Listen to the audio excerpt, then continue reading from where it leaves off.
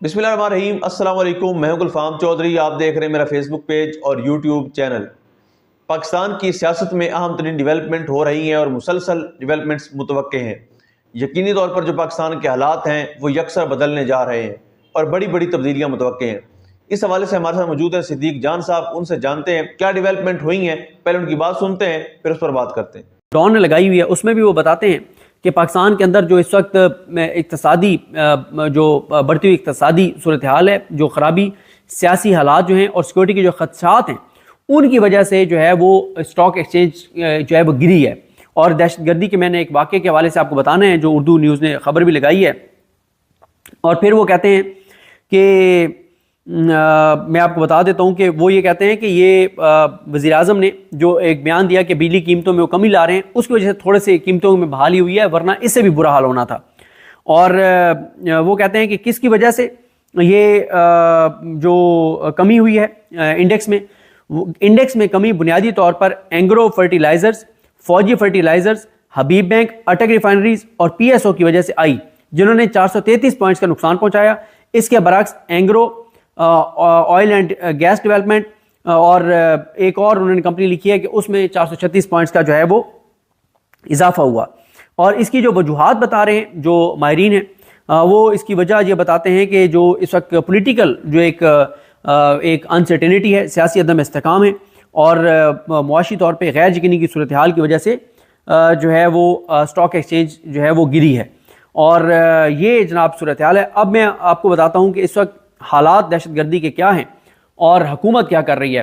देखें, दहशत गर्दी है, चाहे वो पंजाब में हो, KPK में हो, बलूचिस्तान में हो। लेकिन आप देखें कि पिछले 1-1.5 महीने से एक नैरेटिव बनाया जा रहा है हुकूमत और हुकूमती इदारों की जानिब से कि दहशत गर्दी सिर्फ KPK में है और उसकी वजह अली मीन गंडापुर है और PTI की हुकूमत है। हालांकि जो KPK है उसमें जो दहशत गर्दी का मामला है वो रियासी इदारों, सिक्योरिटी फोर्सेज और वफाकी हुकूमत सबका उसमें किरदार है, सबको उसको रोकने में किरदार है। ये अकेली KPK हुकूमत का काम नहीं है, KPK हुकूमत के बस की बात नहीं है, क्योंकि उनके पास रिसोर्सेज महदूद हैं। और फिर ये दहशत गर्दी जो है ये बॉर्डर का इशू है और बॉर्डर जो है वो सूबाई हुकूमत के अंडर नहीं है। जैसे ये कुरम और पारा चनार वाला जो इशू है वो सूबाई हुकूमत का मसला नहीं है, क्योंकि कुरम को, पारा चनार को 3 अतराफ से जो है वो अफगानिस्तान का बॉर्डर लगता है और काबुल से जो पाकिस्तान का जो इलाका सबसे करीब है वो ये कुरम है, ये पारा चनार है। तो आप कैसे कह सकते हैं कि वो सूबाई मामला है? वो सूबाई मामला नहीं है। ये एक खबर है कल की है, ज़ैनुद्दीन अहमद हैं, उर्दू न्यूज़ क्वेटा के रिपोर्टर हैं। उन्होंने लगाया कि बलूचिस्तान, खुजदार और किलात में मुसल्लह अफराद के हमले, मुतअद्दिद सरकारी इमारतें नज़र आतिश। देखें, मैं इसलिए कह रहा हूँ कि दहशत गर्दी काबिल मज़म्मत है। दहशत गर्दी के खिलाफ लड़ने वाले फौज के जवान हो, पुलिस के जवान हो, FC के जवान हो, कोई भी सिक्योरिटी के एहलकार हो, उनके साथ हमारी हमदर्दियाँ हैं, उनके साथ हमारी दुआएं हैं। लेकिन जब ये नैरेटिव बनाया जाता है रियासी सतह पर कि दहशत गर्दी सिर्फ KPK में है और उसकी वजह PTI की हुकूमत है, तो ये बड़ा अफसोसनाक है कि आप सिर्फ एक हुकूमत को, इसलिए कि आपकी एक उनको आप PTI के अगेंस्ट इस वक्त चल रहे हैं, तो आप एक सूबाई हुकूमत को दहशत गर्दी के ऊपर इल्ज़ाम दे रहे हैं। तो फिर आप यहाँ पे भी करें ना प्रेस कॉन्फ्रेंस और यहाँ पे भी आप कहें कि सरफराज बुगटी जिम्मेदार है, बलूचिस्तान हुकूमत जिम्मेदार है। नहीं भाई, बात यह है कि आप अगर एक हुकूमत को चार्जशीट करेंगे तो उधर भी फिर आप दूसरी को भी करें। अगर आप उनको नहीं करते तो इधर भी इसको एक सूबे के ऊपर इल्ज़ाम ना दें। दहशत गर्दी के खिलाफ पूरी कौम को मुतहद होना चाहिए। और काश काश काश कि हमें ये एहसास हो कि मुल्क इस वक्त कहाँ पे पहुँच चुका है। अल्लाह करे कि हमें इदराक हो कि मुल्क कहाँ पे पहुँच चुका है। हम अपनी ज़ाती ज़िदें, अनाएँ, नफरतें, इंतकाम और ये जो हुक्मरान है, करप्शन, लूटमार, इक़्तिदार, इसको बचाने के बजाय कौम को मुतहद करें। और हम ऐसे काम ना करें जिससे कौम में मज़ीद नफरतें बढ़ें, कौम को मुतहद करें और वो चीज़ें ना करें जिससे मुल्क के अंदर मज़ीद अदम इस्तेकाम बढ़े। आगे वो कहते हैं ज़ैनुद्दीन अहमद साहब अपनी स्टोरी में, ज़ैनुद्दीन अहमद, हाँ, कहते हैं कि ज़िला बलूचिस्तान के ज़िला खुजदार, सूबा बलूचिस्तान के ज़िला खुजदार, और ये इसलिए भी इंपॉर्टेंट है कि आपको अंदाज़ा होना चाहिए कि इस वक्त हालात किस तरफ जा रहे हैं दहशत गर्दी के। और इनको देखें, रोज़ इनकी झूठी खबरें, झूठ, गलत बयानी, झूठे इश्तिहारात, टीवी के ऊपर करोड़ों रुपए, अरबों रुपए के झूठे इश्तिहारात, अखबारों में करोड़ों रुपए के झूठे इश्तिहारात, ड्रामेबाजियां, PTI के खिलाफ फेक खबरें। कल राना सनौला से एक फेक झूठी वो एक प्रेस कॉन्फ्रेंस करवाई गई, अलीमा खान साहबा के व्हाट्सएप मैसेज और फलां फलां। मतलब खुदा का कोई खौफ है आप में या नहीं है? कल ये वाक़े हो रहे थे जब राना सनौला बैठ के और वो झूठी प्रेस कॉन्फ्रेंस कर रहे थे। उस वक्त पाकिस्तान के अंदर हालात क्या थे, बलूचिस्तान के अंदर, सुन लीजिए।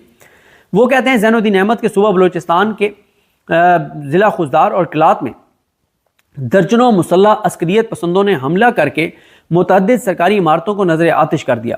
حملے کی اطلاع پا کر علاقے کی طرف جانے والے سیکورٹی فورسز کے قافلے کو بم حملے میں نشانہ بنایا گیا، جس سے ایک اہلکار زخمی ہو گیا۔ مسلح افراد نے اہلکاروں سے سرکاری اسلحہ، گاڑیاں اور موٹر سائیکلیں چھین لیں اور ایک بینک لوٹ کر فرار ہو گئے۔ مسلح افراد نے نجی موبائل کمپنی کو تیل کی ترسیل کرنے والے 2 افراد کو بھی اغوا کر لیا۔ مطلب بلوچستان کے 2 اضلاع میں حالات کیا تھے؟ کل اسلام آباد میں ایک گلگت بلتستان کے تاجر کے ساتھ ڈکیتی ہوئی، 86 لاکھ اس سے چھین لیا۔ کس طرح کے واقعات ہو رہے ہیں، اسٹریٹ کرائم کتنی بڑھ گئی ہے، اور پریس کانفرنس رانا ثناءاللہ کس کے اوپر کر رہے ہیں؟ علیمہ خان صاحبہ کے fake WhatsApp screenshots, ان کے میسیجز، ان کے اوپر وہ پریس کانفرنس کر رہے ہیں۔ یہ ہیں ہماری ریاستی ترجیحات۔ اس کے بعد وہ کہتے ہیں کہ حکام کے مطابق پہلا حملہ خوزدار سے تقریباً 40 کلومیٹر دور زہری میں بدھ کی دوپہر کیا گیا، جہاں موٹر سائیکلوں اور گاڑیوں میں سوار ہو کر درجنوں مسلح افراد نے شہر میں داخل ہو کر کئی سرکاری عمارتوں کا کنٹرول حاصل کیا۔ دوسرا حملہ بدھ کی رات کو کلات سے تقریباً 120 کلومیٹر دور پندران میں کیا گیا۔ ڈپٹی کمشنر خوزدار یاسر اقبال دشتی نے اردو نیوز کو ٹیلی فون پر بتایا کہ مسلح افراد نے لیویز کے تھانے، بلوچستان کانسٹیبلری کے کیمپ، نادرہ اور میونسپل کمیٹی کے دفاتر پر حملے کیے اور وہاں موجود لیویز اور بلوچستان کانسٹیبلری کے اہلکاروں سے اسلحہ اور دیگر سرکاری سامان چھین لیا۔ یاسر اقبال دشتی نے اس حوالے سے مزید بتایا کہ مسلح افراد نے حملے کے بعد ان عمارتوں اور سرکاری ریکارڈ کو جلا ڈالا۔ ڈپٹی کمشنر کے مطابق حملہ آوروں نے زہری میں واقع ایک نجی بینک کو بھی لوٹا، تاہم ابھی ہمیں اندازہ نہیں کہ بینک میں کتنی رقم موجود تھی۔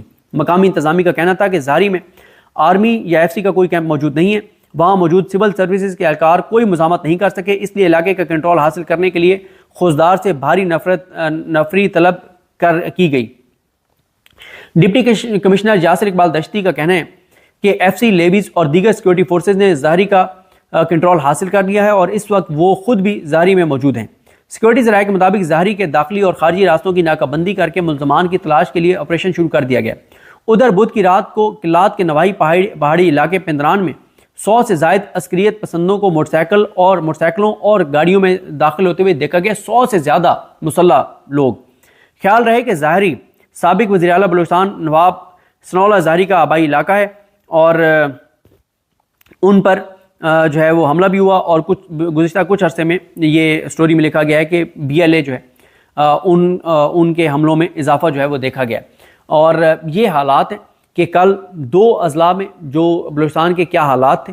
ادھر آپ دیکھیں دہشت گردی کی صورتحال KPK میں آپ دیکھیں، اور ملک کے اندر اسٹریٹ کرائم دیکھیں، اور ان کی ترجیحات دیکھیں کہ کل ایک گھٹیا قسم کی ایک اور رانا ثناءاللہ سے پریس کانفرنس کروائی گئی۔ یہ ہیں ان کی ترجیحات، اور باقی میں آپ کو بتا چکا ہوں پہلی سٹوری کہ عمران خان صاحب کی سائفر والی جو ان کا نیریٹو ہے اس کی تصدیق آج ایک بار پھر جنگ اخبار نے بھی کر دی، اور یہ خبر اس لیے لگوائی گئی ہے کہ ان کو خطرہ ہے کہ ٹرمپ انتظامیہ آ کے سائفر جاری کر سکتے ہیں، اس سے پہلے ہم یہ نیریٹو بنانا شروع کر دیں۔ جی بالکل، جس طرح سے آپ نے صدیق جان صاحب کو سنا کہ آئندہ آنے والا جو ہفتہ ہے، یہ چند دن ہے، یہ پاکستان کی سیاست میں کتنے اہم ہیں، اور اس میں جو پاکستان کی سیاست ہے اس میں کتنی بڑی تبدیلیاں متوقع ہیں۔ اللہ پاک وطن عزیز کا حامی و ناصر ہو۔ پاکستان زندہ باد۔